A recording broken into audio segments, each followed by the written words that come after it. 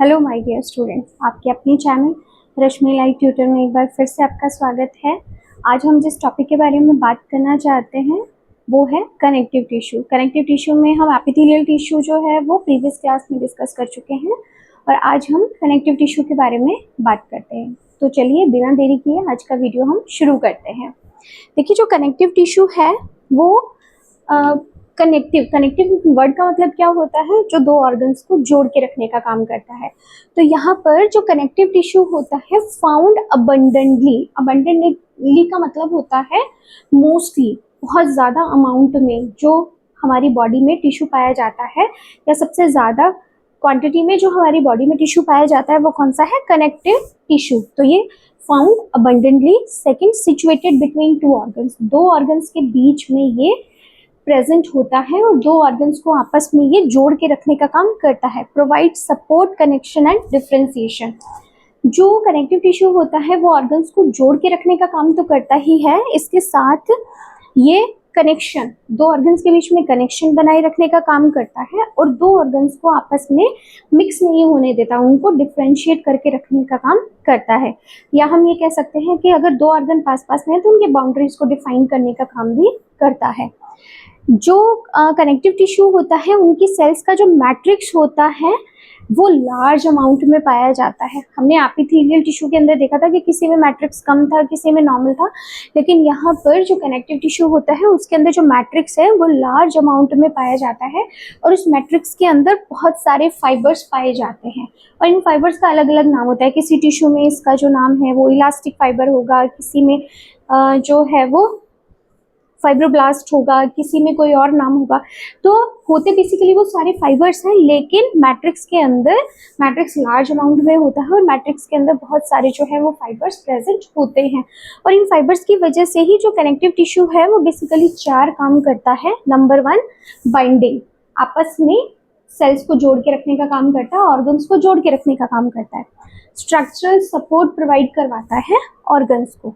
Then protection देने का काम करता है एंड ट्रांसपोर्टेशन में हेल्प करता है। ठीक है, तो ये इसके चार फंक्शन हैं: binding, structure support, protection and transport. अब हम बात करते हैं कि जो कनेक्टिव टिश्यू होता है, कनेक्टिव टिश्यू के अंदर कौन कौन सी सेल्स पाई जाती हैं। तो देखिए, जो कनेक्टिव टिश्यू है उसके अंदर नंबर 1 फाइब्रोब्लास्ट सेल्स पाई जाती हैं। देखिए, दो टाइप की सेल्स होती हैं, मैं आपको बता देती हूँ। एक होती है ब्लास्ट सेल्स और एक होती है क्लास्ट सेल। ब्लास्ट हमेशा फॉर्मेशन करने वाली सेल्स होती हैं और जो क्लास्ट होती हैं वो डिस्ट्रॉय करने वाली सेल्स होती हैं। ठीक है, तो यहाँ पर उस फाइब्रोब्लास्ट सेल्स जो होती हैं वो पाई जाती हैं, जिनका मेन फंक्शन क्या होता है? रेटिकुलर फाइबर्स का फॉर्मेशन करना। क्या काम होता है? रेटिकुलर फाइबर्स का फॉर्मेशन करना। ये रेटिकुलर फाइबर्स क्या करते हैं? ये रेटिकुलर फाइबर्स जहाँ पर भी कहीं पर वुंड हो गया है, कोई चोट लग गई है, घाव लग गया है, तो दो सरफेसेस को जोड़ने का काम करता है, दोनों सरफेसेस को पास लाने का काम करता है। तो बेसिकली जो फाइब्रोब्लास्ट सेल्स होती हैं टिश्यू के अंदर, उनका काम क्या होता है? Wound healing and tissue repair करना।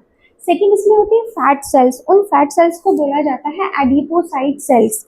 क्या बोला जाता है? एडिपोसाइट सेल्स बोला जाता है। और ये एडिपोसाइट सेल्स जो होती हैं बेसिकली क्या करती हैं? नरिशमेंट देने का काम करती हैं। ठीक है, और इसके अलावा थर्ड होती है मैक्रोफेजेस। तो मैक्रोफेजेस आप सबको पता ही है कि मैक्रोफेजेस जो हैं वो एक तरीके से इम्यूनिटी देने का काम करती हैं। ठीक है, मैक्रोफेजेस हो गया, ल्यूकोसाइट्स हो गया, ल्यूकोसाइट्स दैट मीन्स WBCs हो गई, प्लाज्मा सेल्स। ये प्लाज्मा सेल्स भी क्या होती हैं? WBCs का ही मॉडिफाइड फॉर्म होती है। तो प्लाज्मा सेल्स हो गई, ल्यूकोसाइट्स हो गए, मैक्रोफेजेस हो गए, ये सब क्या करते हैं? टिश्यू को प्रोटेक्शन देने का काम करते हैं और अगर कोई सेल्यूलर डैब्रीज कलेक्ट हो गई हैं तो उनको डिस्ट्रॉय करने का काम करते हैं। And last one is mast cell. ये मास्ट सेल क्या करती हैं? ये जब भी टिश्यू में कोई इंजरी, चोट या कोई वुंड हो जाता है तो ये mast cell histamines and heparin release करती हैं। हेपारिन जो होता है ये तो ब्लड का क्लॉट नहीं बनने देता और जो हिस्टामिन्स होता है वो एंटी इन्फ्लामेटरी रिएक्शन जो है वो करना शुरू कर देता है। तो जहाँ पर भी कोई इन्फ्लेमेशन स्टार्ट होता है वहाँ पर हिस्टामिन्स रिलीज होते हैं और वो इन्फ्लेमेटरी प्रोसेस को और ज़्यादा बढ़ाते रहते हैं, इसीलिए हम उनको ठीक करने के लिए एंटी हिस्टामिन्स देते हैं। ठीक है, तो ये है सेल्स। तो सेल अगर कनेक्टिव टिश्यू में बात करें तो कौन कौन सी होती है? Fibroblast cell, fat cell, macrophages, leukocytes, plasma cells and mast cells. And mast cells में भी हिस्टामिन एंड हेपारिन, ये दो जो है वो सिक्रीट करती है मास्ट सेल। ठीक है, देन उसके बाद में हम टाइप्स की बात करें तो जो टाइप्स हैं इसके वो कौन कौन से हैं? Number 1 loose connective tissue, number 2 adipose tissue, number 3 dense connective tissue, number 4 lymphoid tissue, number 5 blood जो है वो लिक्विड कनेक्टिव टिश्यू है, तो इसको हम यहाँ पर नहीं पढ़ेंगे। ब्लड अपने आप में बहुत बड़ा चैप्टर है, बोन अपने आप में, बोन एंड कार्टिलेजेस ये अपने आप में बहुत बड़ा चैप्टर है, जस्ट हम इनका एक रिव्यू देखेंगे। ठीक है, तो blood, then cartilage and bones, ये हैं कनेक्टिव टिश्यू के टाइप्स। अब हम एक एक करके इन सारे के सारे टाइप्स को यहाँ पर डिस्कस करेंगे। तो सबसे पहले हम बात करेंगे लूज कनेक्टिव टिश्यू की। सबसे पहले हम किसकी बात करेंगे? लूज कनेक्टिव टिश्यू की बात करेंगे। तो जो लूज कनेक्टिव टिश्यू है ये हमारी बॉडी के अंदर सबसे ज्यादा जनरलाइज्ड फॉर्म में पाया जाने वाला loose connective tissue.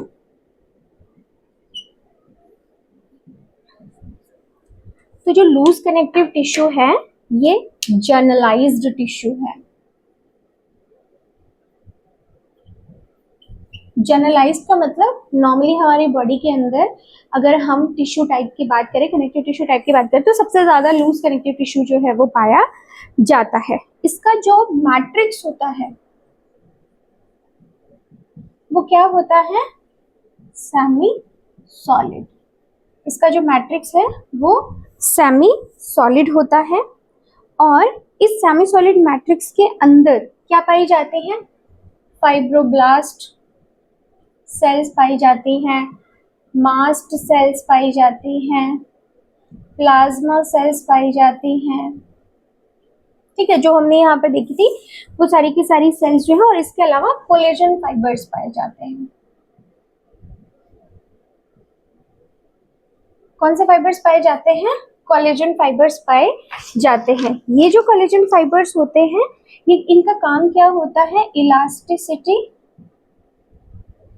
And strength देने का। क्या काम होता है इनका? इलास्टिसिटी एंड स्ट्रेंथ देने का काम होता है। ये कहाँ कहाँ पाया जाता है loose connective tissue? Between muscles, जितने भी मसल्स हैं उनके बीच में पाया जाता है। पूरा का पूरा जो आपका जीआई ट्रैक्ट है उसको, पूरे जीआई ट्रैक्ट को लूज कनेक्टिव टिश्यू सपोर्ट करता है, और जितनी भी आपकी ग्लैंड्स हैं उन सबको प्रोटेक्ट करने का काम कौन करता है? लूज कनेक्टिव टिश्यू करता है। तो जो लूज कनेक्टिव टिश्यू है जनरलाइज्ड टिश्यू है, आपकी बॉडी में 70% लूज कनेक्टिव टिश्यू पाया जाता है। इसका मैट्रिक्स सेमी सॉलिड होता है जिसके अंदर fibroblast, mast cell, plasma cell, collagen fibres होते हैं। कोलेजन फाइबर्स क्या करते हैं? इलास्टिसिटी एंड स्ट्रेंथ देने का काम करते हैं। और ये कहाँ कहाँ सिचुएटेड होता है? मसल्स के बीच में, जीआई ट्रैक्ट में और ग्लैंड्स के चारों तरफ ये पाया जाता है। ठीक है, लूज कनेक्टिव टिश्यू के बारे में हम बात करेंगे एडिपोज टिश्यू की। सेकंड हम कौन से टिश्यू की बात करेंगे? एडिपोज टिश्यू की। तो जो एडिपोज टिश्यू होता है वो अगेन दो टाइप का होता है, जल्दी से देख लेते हैं अपन। Second one is adipose tissue. तो जो एडिपोज टिश्यू होता है अगेन जो इसके अंदर पाई जाती है वो क्या पाई जाती है? फैट सेल्स पाई जाती हैं। ठीक है, और ये जो फैट सेल्स होती हैं अगेन दो टाइप की होती हैं,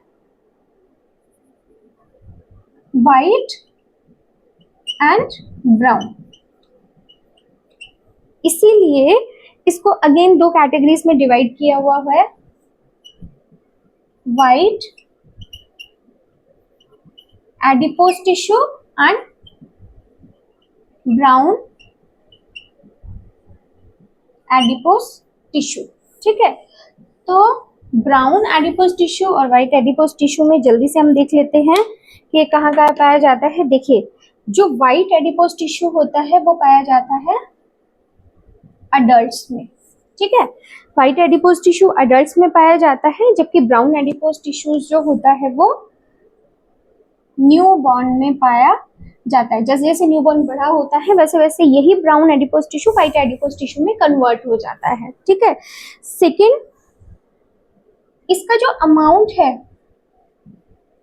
वो इस बात पर डिपेंड करता है कि एनर्जी अपटेक कितना है, मतलब आपकी जो एनर्जी है वो कितना खर्च होती है, उसके बेसिस पर व्हाइट एडिपोज टिश्यू का अमाउंट आपकी बॉडी में डिपेंड करता है, मतलब आपका एनर्जी एक्सपेंडिचर कितना है।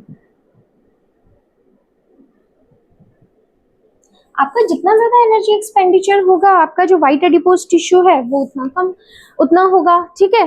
तो ये जो व्हाइट एडिपोज टिश्यू है वो कहाँ कहाँ किस किस ऑर्गन को सपोर्ट करता है, तो ये किडनी को,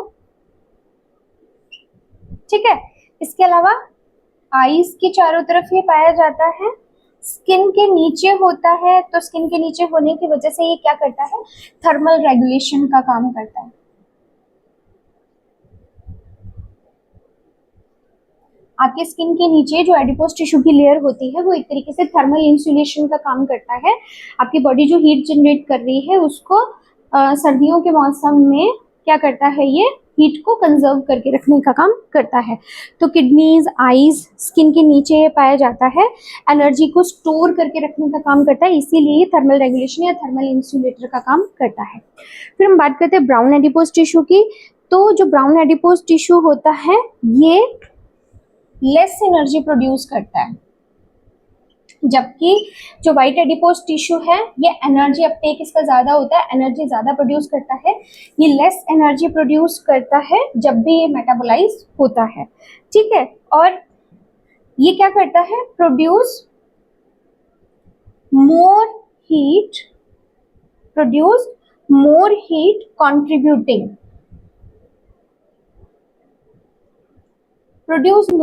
contributing to regulate body temperature in baby के अंदर बॉडी टेम्परेचर को मेंटेन करता है ये, क्योंकि जब एक न्यूबॉर्न बेबी बर्थ लेता है तो उस टाइम पे उसकी बॉडी जो है एक्सटर्नल एनवायरनमेंट में एडजस्ट होने का काम करती है, क्योंकि अभी तक वो इंट्रायूट्राइन लाइफ में रहता है तो तब तक उसका टेम्परेचर उसकी मदर की बॉडी से मेंटेन होता है।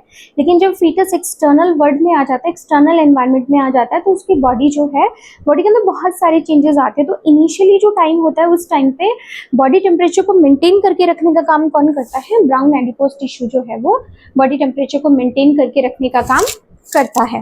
देन उसके बाद में नेक्स्ट यहाँ पे हम बात करेंगे कि कुछ जो अडल्ट्स होते हैं उनके अंदर भी स्मॉल अमाउंट में, कुछ अडल्ट्स के अंदर भी कुछ अडल्ट्स जो ऐसे होते हैं जिनके अंदर ब्राउन एडिपोज टिश्यू जो है वो पाया जाता है, ठीक है। देन एडिपोज टिश्यू एक बार फिर से देख लेते हैं। इसके अंदर फैट सेल्स होते हैं जो दो टाइप के होते हैं, व्हाइट एंड ब्राउन। इसी के बेसिस इसको white adipose tissue and brown adipose tissue में डिवाइड किया गया है। व्हाइट एडिपोज टिश्यू अडल्ट्स में पाया जाता है, ब्राउन एडिपोज टिश्यू न्यूबॉर्न्स में पाया जाता है। बेसिकली काम दोनों का ही थर्मल रेगुलेशन होता है। और जो व्हाइट एडिपोज टिश्यू होता है ये एनर्जी ज्यादा प्रोड्यूस करता है, जबकि ब्राउन एडिपोज टिश्यू एनर्जी कम प्रोड्यूस करता है। एंड जो व्हाइट एडिपोज टिश्यू वो किडनीज, आईज एंड स्किन के नीचे पाया जाता है, और स्किन के नीचे पानी होने की वजह से ही ये एक थर्मल इंसुलेटर की तरह काम करता है। और जो ब्राउन एडिपोज टिश्यू है ये भी एक न्यूबॉर्न बेबी के अंदर टेम्परेचर मेंटेन करने का काम करता है। जैसे जैसे बेबी बड़ा होता जाता है brown adipose tissue white adipose tissue में कन्वर्ट होता जाता है, एंड कुछ अडल्ट्स के अंदर इसकी थोड़ी बहुत मात्रा जो है वो फिर भी पाई जाती है ब्राउन एडिपोज की, ठीक है। देन उसके बाद में नेक्स्ट हम बात करते हैं लिम्फॉइड टिश्यू की। नेक्स्ट हम किसकी बात करेंगे, लिम्फॉइड टिश्यू की।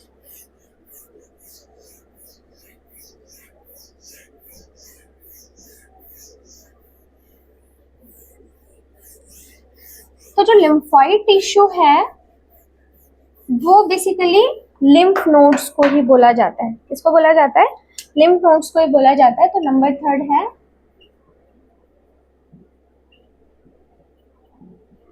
Lymphoid tissue.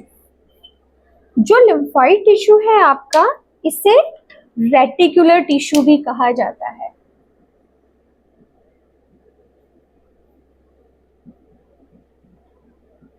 इसे क्या कहा जाता है?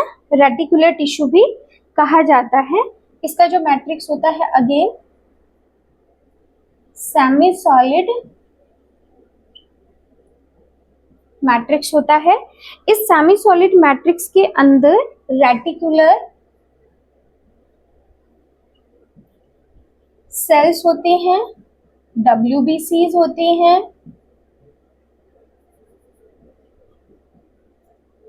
ठीक है, रेटिकुलर सेल्स होती हैं, WBCs होती है, और WBCs में भी मोनोसाइट एंड लिम्फोसाइट।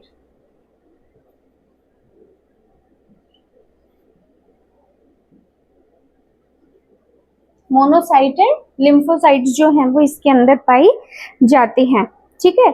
ये आपके लिम्फेटिक सिस्टम का पार्ट बनाती है। लिम्फेटिक सिस्टम के अंदर ये पाई जाती है। जैसे मैंने बोला collection of lymphoid tissue is known as lymph nodes, ठीक है। तो लिम्फेटिक सिस्टम का ये पार्ट है। बेसिकली क्या बनाती है ये? लिम्फ नोड्स बनाती हैं। और लिम्फ नोड्स का काम आप सभी जानते ही हैं कि जो लिम्फ नोड्स होती हैं वो आपकी बॉडी में बहुत सारी जगह सिचुएटेड होती हैं। तो ब्लड स्ट्रीम के अंदर अगर कोई भी माइक्रो ऑर्गेनिज्म एंटर कर जाता है तो आपके जो लिम्फ नोड्स हैं या लिम्फॉइड टिश्यूज हैं वो एक्टिवेट हो जाते हैं, क्योंकि इसके अंदर WBCs एंड मैक्रोफेजेस बहुत सारी चीजें पाई जाती हैं जो एंटी इंफ्लेमेटरी रिएक्शन शो करती हैं, ठीक है। देन उसके बाद में फोर्थ वन हम बात करेंगे डेंस टिश्यू की, dense connective tissue.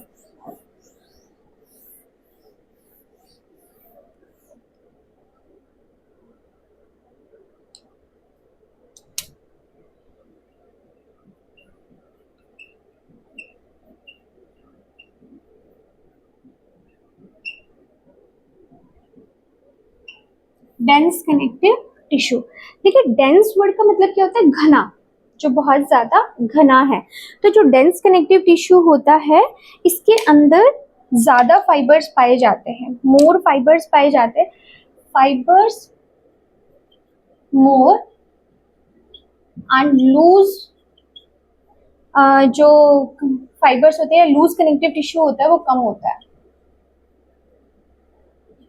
Loose connective tissue less, तो इसमें फाइबर कंटेंट ज्यादा होता है और लूज मैट्रिक्स का जो लूज पार्ट होता है वो कम होता है। अब इसके हम टाइप्स की बात करें तो इसके अंदर जो पहला टाइप है, नंबर 1 जो है वो है फाइब्रस टिश्यू। तो जो फाइब्रस टिश्यू होता है ये देखिए हम एक डायग्राम बनाते हैं यहाँ पर कि जो फाइब्रस टिश्यू होता है इसके अंदर देखिए बहुत सारे इस तरीके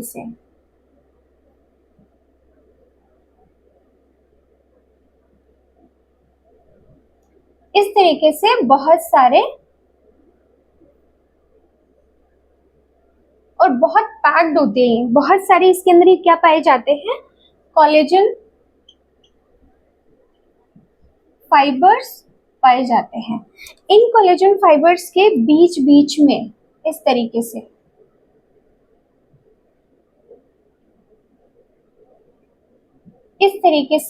बीच बीच में क्या पाई जाती हैं? फाइब्रोसाइट सेल्स, फाइब्रोसाइट्स या फाइब्रोसाइट सेल्स पाई जाती हैं, ठीक है। ये जो फाइब्रस टिश्यू होता है, फाइब्रस टिश्यू के अंदर जो कोलेजन फाइबर्स होते हैं वो ओल्ड एंड न्यू दोनों होते हैं, इसीलिए इसमें फाइबर ज्यादा पाए जाते हैं, क्योंकि पुराने फाइबर्स भी डिस्ट्रॉय नहीं होते, वो धीरे धीरे डेंस होते जाते हैं, धीरे धीरे हार्ड होते जाते हैं। इसीलिए इसमें मैट्रिक्स पार्ट जो होता है वो कैसा होता है? सेमी सॉलिड टाइप का होता है, ठीक है। और इसकी ये जो फाइब्रस टिश्यू होता है ये जितने भी लिगामेंट्स होते हैं, जितने भी लिगामेंट्स बनाने का काम है वो फाइब्रस टिश्यू करता है। और इसके अलावा ये जो है और कहाँ पर पाया जाता है? ये बोन्स को जोड़ने का काम करता है, क्योंकि लिगामेंट है तो बोन्स को जोड़ने का काम ये करेगा। आउटर प्रोटेक्टिव कवरिंग बनाता है, आउटर प्रोटेक्टिव कवरिंग बनाता है ये, ठीक है। इसके अलावा किडनी लिम्फ नोड्स, किडनीज हो गई, लिम्फ नोड्स हो गई, ब्रेन हो गया, इनकी प्रोटेक्टिव कवरिंग बनाता है ये, ठीक है।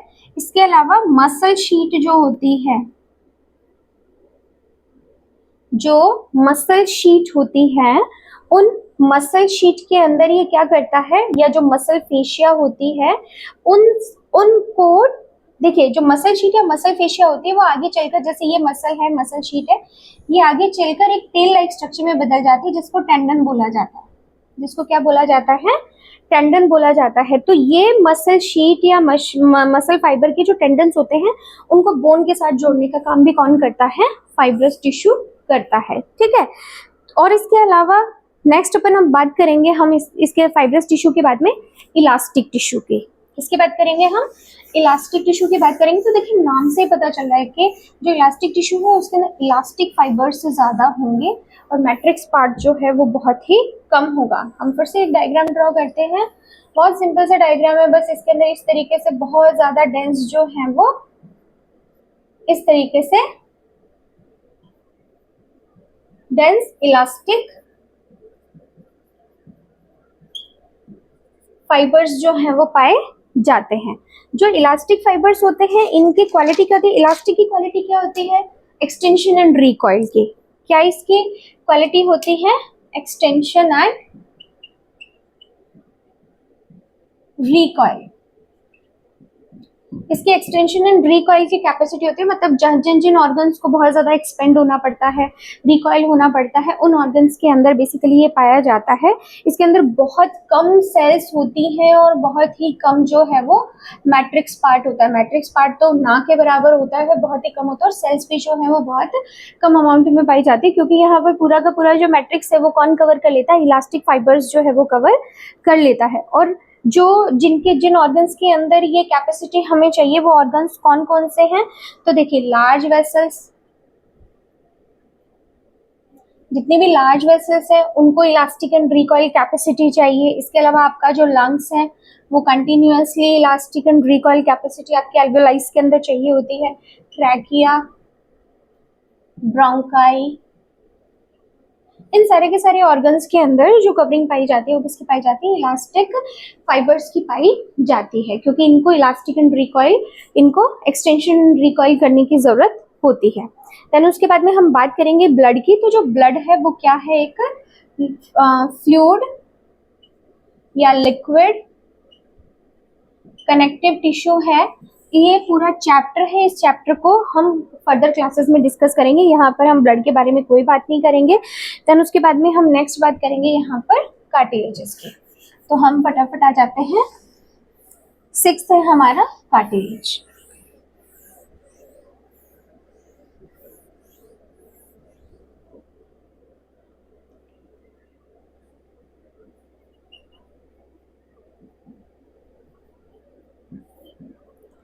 तो जो कार्टिलेज होता है, देखिए जो कार्टिलेज होता है अगेन ये 3 टाइप्स का होता है, लेकिन ये कार्टिलेज की खास बात क्या होती है, ये फर्म होता है, ठीक है। कार्टिलेज क्या होता है, फर्म होता है। दूसरे कनेक्टिव टिश्यूज से अगर हम कंपेयर करें तो वो जो ये कार्टिलेज कनेक्टिव टिश्यू होता है ये फर्म टाइप का होता है। इसके अंदर जो सेल्स पाई जाती हैं वो होती हैं कॉन्ड्रोसाइट सेल्स, ठीक है। कौन सी सेल्स पाई जाती है, कॉन्ड्रोसाइट सेल्स पाई जाती हैं। और इसके अंदर जो कॉन्ड्रोसाइट सेल्स होती हैं वो मैट्रिक्स के अंदर, जैसे ये कॉन्ड्रोसाइट सेल्स हैं, तो ये कॉन्ड्रोसाइट सेल्स जो है वो मैट्रिक्स के अंदर होती हैं और इनके चारों तरफ इस तरीके से फाइब्रस कनेक्टिव टिश्यू पाया जाता है। आगे मैं और अच्छे से डायग्राम बना करके आपको ये समझा दूंगी, लेकिन जो कार्टिलेज होते हैं वो अलग अलग टाइप के होते हैं, ठीक है। तो इसके जो टाइप्स की अगर हम बात करें तो ये 3 टाइप का होता है। कौन कौन सा होता है, एक होता है हाइलिन कार्टिलेज, ठीक है। दूसरा होता है फाइब्रोकार्टिलेज एंड तीसरा होता है इलास्टिक फाइब्रोकार्टिलेज। तो ये 3 टाइप का होता है, hyaline cartilage, fibrocartilage and elastic fibrocartilage. अब हम सबसे पहले बात करेंगे हाइलिन कार्टिलेज की। तो जो हाइलिन कार्टिलेज होता है, सबसे पहले हम इसके देखो डायग्राम की बात कर लेते हैं। इसके अंदर इस तरीके से डायग्राम होता है, इसमें बहुत सारी इस तरीके से कॉन्ड्रोसाइट सेल्स पाई जाती है। कौन सी सेल्स पाई जाती हैं? कॉन्ड्रोसाइट सेल्स पाई जाती हैं। और ये जितनी भी कॉन्ड्रोसाइट सेल्स हैं वो आपस में इस तरीके से ये सेल्स जो हैं वो जुड़ी हुई होती हैं। तो ये सेल्स जो हैं वो आपस में जुड़ करके, देखो इसका जो मैट्रिक्स है वो तो सॉलिड है, और ये जो कॉन्ड्रोसाइट सेल्स हैं, ये जो कॉन्ड्रोसाइट सेल्स हैं वो आपस में जुड़ करके सेल नेस्ट बना देती हैं। क्या बना देती हैं? ये सेल नेस्ट बना देती हैं। ठीक है। अब ये जो हाइलिन कार्टिलेज है, बेसिकली हाइलिन कार्टिलेज क्या होता है? दो आर्टिकुलेटिंग सरफेसेस के बीच में पाया जाता है। सपोज ये जॉइंट है, तो जॉइंट के बीच में जो आर्टिकुलेटिंग सरफेस होगी वहां पर कौन सा कार्टिलेज पाया जाएगा? हाइलिन कार्टिलेज पाया जाएगा। तो ये कहाँ कहाँ पर पाया जाता है? जितने भी लॉन्ग बोन्स हैं, लॉन्ग बोन्स के एंड्स पर पाया जाएगा। ठीक है। सेकंड, ये और कहाँ पर पाया जाता है? ये जॉइंट्स बनाने का काम करता है। ठीक है। और इसके अलावा जो कोस्टल कार्टिलेज है, कोस्टल कार्टिलेज कहाँ पर पाया जाता है? इंटरकोस्टल जो मसल्स, इंटरकोस्टल मसल पैड होता है जो रिब्स और स्टर्नम को जोड़ने का काम करता है। तो हाइलिन कार्टिलेज जो है वो रिब्स और स्टर्नम को भी जोड़ने का काम करता है। और इसके अलावा लारिंग्स हो गया, ट्रैकिया हो गया, ब्रोंकाई हो गया। तो जो लैरिंग्स ट्रैकिया का पार्ट है वो भी कौन बनाता है? हाइलिन कार्टिलेज बनाता है। ठीक है। और अलग अलग जगह इनके जो फंक्शंस होते हैं वो अलग अलग होते हैं, बट मेन फंक्शंस का क्या होता है? जितनी भी आर्टिकुलेटिंग सर्फेसेस होती है वहां पर ये पाया जाता है। ठीक है। नेक्स्ट अपन बात करेंगे फाइब्रोकार्टिलेज की। नेक्स्ट हम किसकी बात करेंगे? फाइब्रोकार्टिलेज की। देखिए, जो हाइलिन कार्टिलेज होता है वो ब्लूइश व्हाइट फाइबर्स होते हैं। जो फाइब्रोकार्टिलेज होता है वो येलो इलास्टिक फाइबर्स होते हैं। ठीक है। और इलास्टिक फाइब्रो जो कार्टिलेज होते हैं वो बेसिकली जो होते हैं वो किस कलर के होते हैं? सॉरी, ये व्हाइट कलर के होते हैं और ये येलो कलर के होते हैं।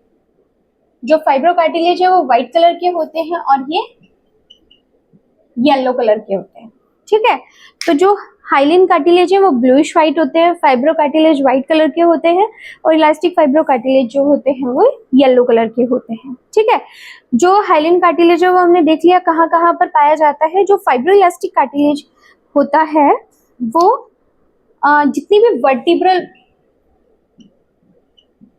बिटवीन वर्टिब्रास के बीच में फाइब्रो इलास्टिक कार्टिलेज जो है वो पाया जाता है।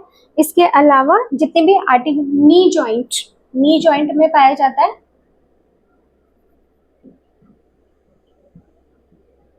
नी जॉइंट में जो कार्टिलेज पाया जाता है वो कौन सा कार्टिलेज पाया जाता है? फाइब्रो कार्टिलेज पाया जाता है।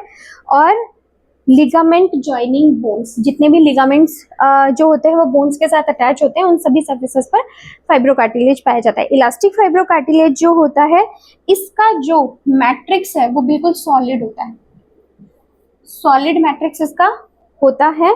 और ये बेसिकली कहाँ पर पाया जाता है? जो ईयर पिन्ना होते हैं, आउटर पार्ट ऑफ ईयर, जो एक्सटर्नल ईयर होता है, सॉफ्ट पार्ट होता है ना जो, वो बनाने का काम किसका होता है? इलास्टिक फाइब्रो कार्टिलेज का ये बना हुआ होता है। इसका मैट्रिक्स बिल्कुल सॉलिड होता है और इसका काम क्या होता है? सपोर्ट प्रोवाइड करना, सपोर्ट एंड प्रोटेक्शन जो है वो देने का काम करता है। और ये शेप मेंटेन करता है। जैसे जो एक्सटर्नल ईयर है तो उसकी शेप को मेंटेन करने का काम कौन करता है? इलास्टिक फाइब्रो कार्टिलेज करता है। एंड लास्ट हमारा जो कनेक्टिव टिश्यू है वो है हमारा बोन्स। लास्ट हमारा कनेक्टिव टिश्यू कौन सा है? बोन्स।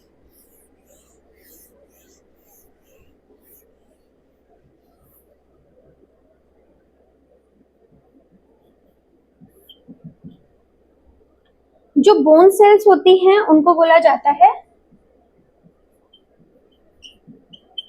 ओस्टियोसाइट्स। बोन्स जिन सेल से मिलकर के बनी हुई होती है उन सेल्स को क्या बोला जाता है? ओस्टियोसाइट सेल्स बोला जाता है। और ये जो ओस्टियोसाइट सेल्स होती हैं इसके अंदर जो मैट्रिक्स होता है वो बिल्कुल सॉलिड होता है और इसके अंदर अगेन ये सारे के सारे कंटेंट्स जो है वो पाए जाते हैं। ठीक है। बोन्स की जो कैपेसिटी होती है, बोन्स 20 ईयर्स ऑफ एज तक 20 ईयर्स ऑफ एज तक ग्रोथ करने की कैपेसिटी रखती है। उसके बाद में इसकी ग्रोथ करने की कैपेसिटी जो है वो रुक जाती है, बाउंड हो जाती है। ठीक है। तो ये पहले 2 डिकेड्स मतलब फर्स्ट 2 डिकेड्स का मतलब up to 20 year of age ये ग्रोथ करती है। देन उसके बाद में इसके अंदर पूरी लाइफ रीजनरेशन चलता है, रीजनरेशन एंड रिपेयर चलता है। इसके बाद में सेल कोई भी ग्रोथ नहीं करती है, सेल का साइज जो है वो इंक्रीज नहीं होता है। अगर उसके अंदर कुछ भी टूट फूट हो जाती है या कोई फ्रैक्चर वगैरह हो गया तो उसको ये हील कर सकता है, अदरवाइज उसमें और कोई चेंजेस नहीं होते, रीमॉडलिंग वगैरह चलती रहती है। ठीक है। 2 टाइप्स ऑफ बोन्स जो है वो हमारी बॉडी के अंदर आइडेंटिफाई करी गई है। एक होती है कॉम्पैक्ट बोन, क्योंकि ये चैप्टर भी हम बाद में पढ़ेंगे तो हम यहाँ पे सुपरफिशियली देख रहे हैं। तो कॉम्पैक्ट बोन जो होती है वो सॉलिड होती है और डेंस होती है। ठीक है। सॉलिड होती है, डेंस होती है अपीयरेंस में। दूसरी होती है स्पॉन्जी बोन। ठीक है। स्पॉन्जी बोन या फिर इसको कैंसेलस बोन भी बोला जाता है। कैंसेलस बोन, स्पॉन्जी बोन या कैंसेलस बोन, ये जो होती है वो स्पंजी अपीयरेंस की होती है।